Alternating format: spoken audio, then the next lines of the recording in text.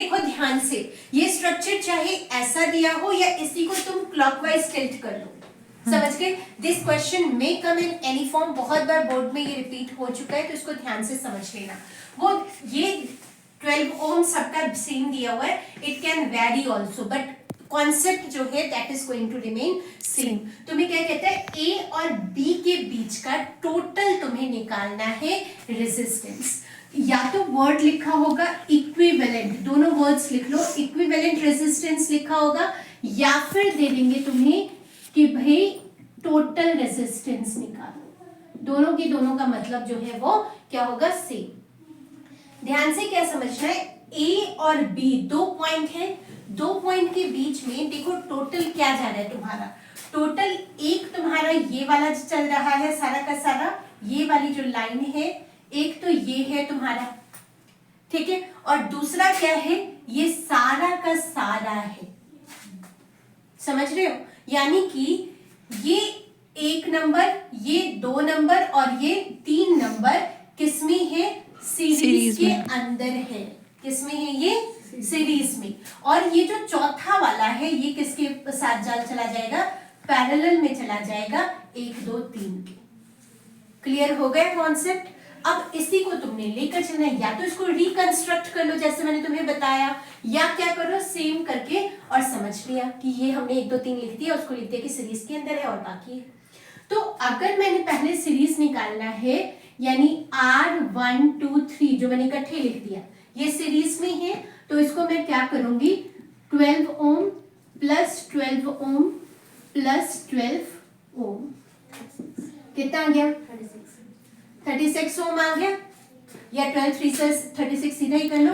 और जो R P है तुम्हारा कौन सा वाला है, ये चौथा वाला ए बी के बीच में, ये आर पी क्या आ जाएगा, एक तो आ जाएगा तुम्हारा 1/12, क्या आ गया 1/12, और दूसरा क्या आ गया 1/36। जब इसको सॉल्व करोगे 36 आ गया तुम्हारा, यहाँ पे क्या आ गया 3 प्लस 1 4/36, और यहाँ पे जब आरपी को हम क्या करेंगे, रेसिप्रोकेट कर देंगे, ये तुम्हारा 1/9 आ गया, एंड रेसिप्रोकेट जब करोगे तो आरपी की वैल्यू, ये तो 1/RP है ना तुम्हारा, इसकी वैल्यू क्या आ गई 9 ओम।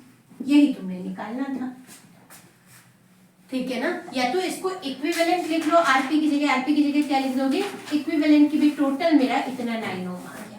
Any doubt up to here. देखो अब गिवन में तुम्हें क्या क्या दिया हुआ है कि एक वायर है, और वायर का क्या गिवन है, रेजिस्टेंस गिवन है 35 ओम, यही गिवन है। जो लेंथ है वो कितना गिवन है भाई,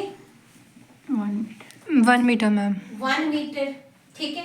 एंड साथ में तुम्हें गिवन है इसका, जल्दी मैम डायमीटर गिवन है 0.2 मिलीमीटर, डायमीटर गिवन है 0.2 मिलीमीटर, यही गिवन है, कुछ और गिवन है, जल्दी देखो। टेम्परेचर गिवन था बट उसका काम नहीं है, टेम्परेचर का काम ही नहीं है, ठीक है। अब बताओ कि भाई फॉर्मूला क्या, रेजिस्टेंस इक्वल टू, अब रो क्या है फिर, रेजिस्टिविटी, रेजिस्टिविटी हमने वही निकालनी है, ठीक है। तो यहाँ पे R इज इक्वल्स टू क्या है, rho into L upon A, ये फॉर्मूला लगा, तो रो इज इक्वल्स टू क्या हो जाएगा, RA अपॉन L। ये तुम्हारा क्या यूज हो रहा है, फॉर्मूला, पहला पॉइंटर ये लिख लेना है तुमने। दूसरा काम क्या करोगे, ये जो D गिवन है, D तो हमें चाहिए नहीं, D/2 is equals to R is equals to 0.1 metre. Can we write this, ठीक है। मीटर लिखेंगे नहीं, लिखेंगे मिलीमीटर, मिलीमीटर लिखेंगे, एंड इसी को कन्वर्ट करके यहीं पे लिखोगे 0.1 इंटू 10⁻³ मीटर, ये याद रखना, 0.1 इंटू 10⁻³ मीटर। अब यहाँ पे सारी के सारी वैल्यूज जो है वो सब्स्टिट्यूट करते चले जाओ। 35 इंटू ए की वैल्यू तुम्हारी क्या गिवन है, πr², तो पाई की वैल्यू तुम्हें ऑलरेडी गिवन है 22/7, आर की वैल्यू है तुम्हारा 0.1 इंटू 10⁻³, ठीक है जी। अब देखो जरा इसको, जैसे ये -3 आया, यहाँ पे क्या करोगे, साथ में तुम्हारा L है, तो L तो 1 है जिसको हम क्या कर देंगे, इग्नोर वेन लिखने की जरूरत ही नहीं है। 7 इसके साथ कट गया, 7 5 सा 35, ठीक है। यहाँ पे 22 5 सर कितना आ गया, 110 110 इंटू, और इसका क्या आ जाएगा तुम्हारे पास, स्क्वायर, पाई आर स्क्वायर, क्या आ गया, pi r square. Pi r square 110 आ गया, साथ में आ गया 0.01 into 10 raise to the power -6, यही आ गया। और जैसे 110 को इसके साथ मल्टीप्लाई करोगे, it will become 1.1 into 10 raise to the power -6, और रेजिस्टिविटी का unit ohm metre. Don't forget to put this. अब क्वेश्चन यहाँ पे पूछा है कि what will be the change on resistivity. Question क्या पूछा, what will be the change on the resistivity if the area is double as well as length is doubled, ठीक है। अब वैसे तो डबल और डबल किया तो नो चेंज होगा, क्योंकि डबल और टू दोनों के साथ क्या हो जाएगा, कैंसिल हो जाएगा, राइट। बट जो तुमने पॉइंटर याद रखना है, स्टार डालकर इस लिख लो यहाँ पे, रेसिस्टिविटी, और ब्रैकेट में इसको रो लिख लो, is independent of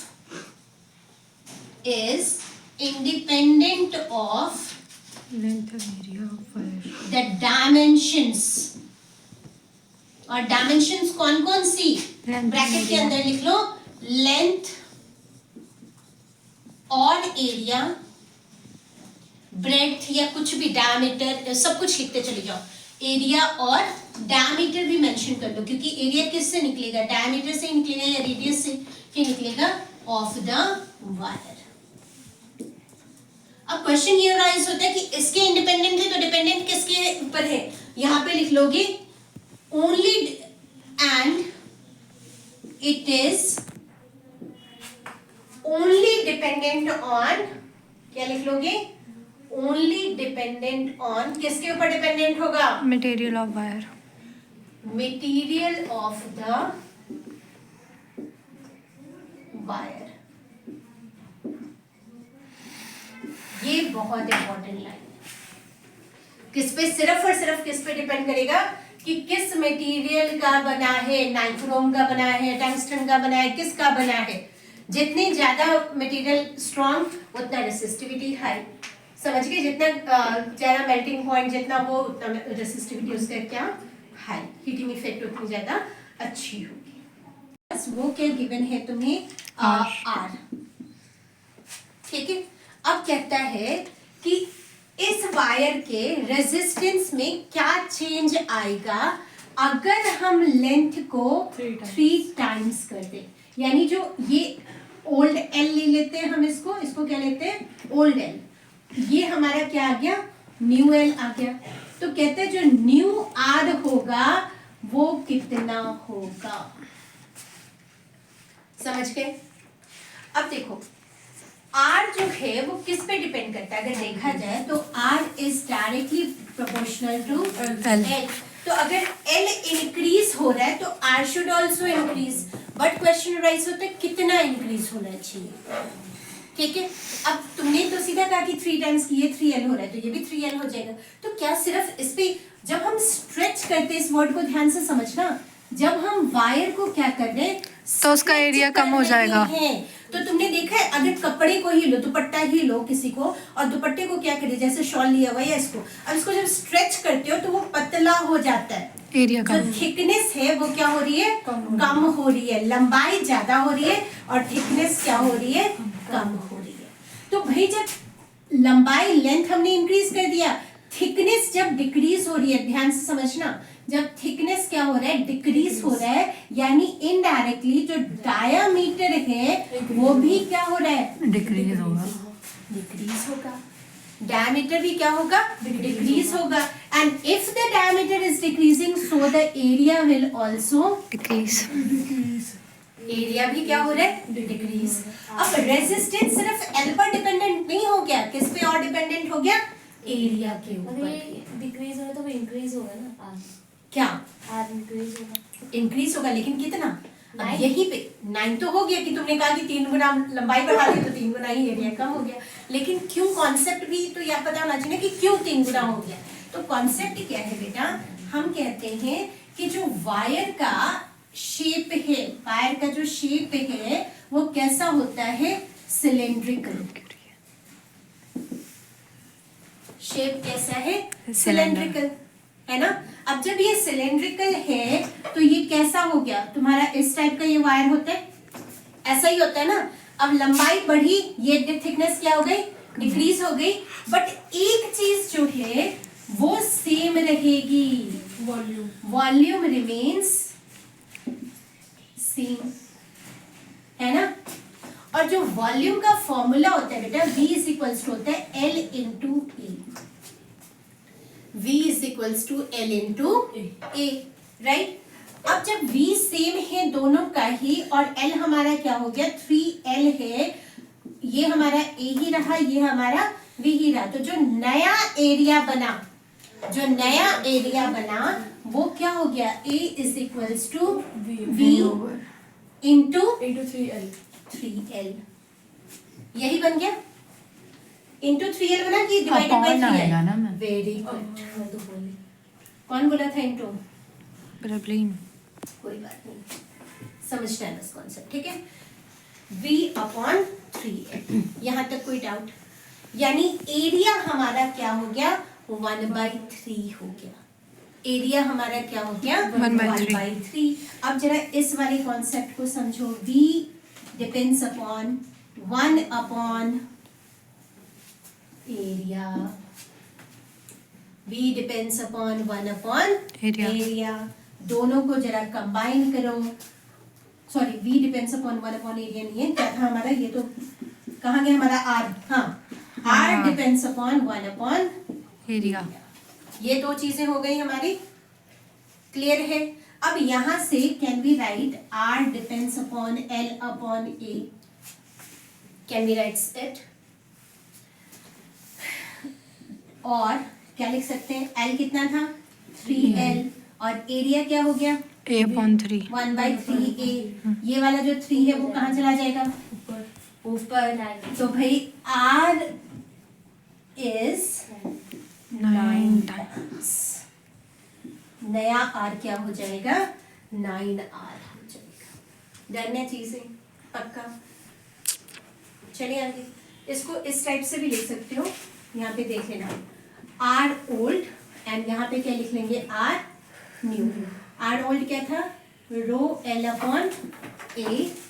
R new क्या है हमारा? रो 3L upon A/3। Very good, A/3। कौन बोला ये? अब ये देखो, रो के साथ रो गया, L के साथ L गया, A के साथ A गया, ठीक है। ये वाला 3 कहाँ आ गया हमारा? ऊपर। ऊपर। एंड RO अगर 1 है तो R न्यू कितना हो गया? 9।